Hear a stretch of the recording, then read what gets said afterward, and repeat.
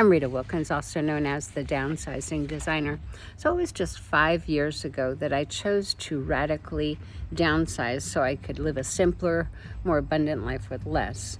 That's when I became known as the Downsizing Designer. And this intensely personal decision to let go of 95% of my stuff helped me focus solely on what matters most to me, and I've never been happier. So living with fewer possessions has given me that freedom to inspire and influence other people across the country to consider decluttering their stuff and downsizing their lives to make room for only what matters to them. So there are a few reflections that I have on some of the greatest lessons I've learned from being the Downsizing Designer. And thanks to you, it's become a national brand. So this list, I'm calling it the top 10 Maxims for living with less so you can live more. So number one is always choose experiences over stuff. I know you probably have realized this yourself over the years, but that becomes a number one for me.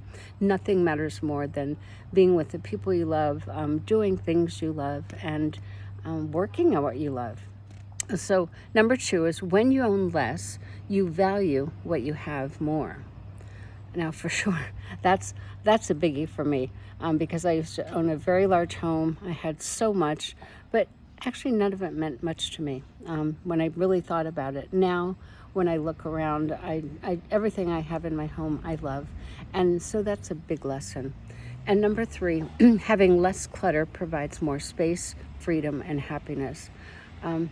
Even though I was always pretty neat, now when I look for things, I can find things. And my house is most of the time very neat and organized.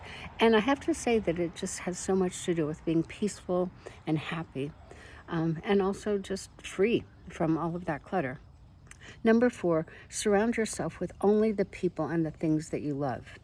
So we all have people in our lives that whenever we're around them, it's a big drama or it causes upset. And to the extent that you can, when you can avoid those people and surround yourself only with those people that you love. And the same goes true for the things that you love. When you look around your house, are there things that are just sitting there? You even forgot they were there. Just go ahead and declutter those, clear those out. And number five is if you don't need it, why are you buying it? Now, this was a hard nut for me to crack, and I can't say that I'm 100% on that. I'm just not. I do get tempted to buy something that I think, oh, it's so pretty and I could really use that. Well, but if you get in the habit of just asking yourself, do I really need it? Do I want it? And sometimes wait that 24 hours. I know that sounds so silly, but by the time you maybe leave a store or leave a website, you've probably already forgotten about it. And number six is buy only what you must have and that will add value to your life. So for sure, I guess I'm going to say something about flowers because I'm a gardener. I have a beautiful garden, and that's an area where I choose to buy beautiful flowers and things that give me joy. So it adds value to my life because it makes me happy. And then you need far less than you think you need. Now, this is a big reality for most of us because we think we need a second car. We think we need a big house. We think we need all those 10 pairs of black slacks, whatever it is. Think about that. We really don't. And so when you pare down your clothes, even your food intake, we don't need all the stuff that we eat. So number 8 is a simple life is a good life.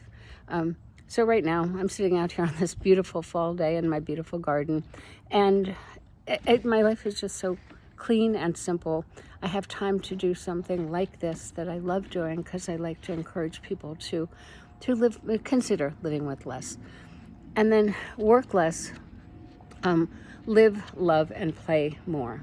So when you get it right, you don't necessarily have to go into the office anymore.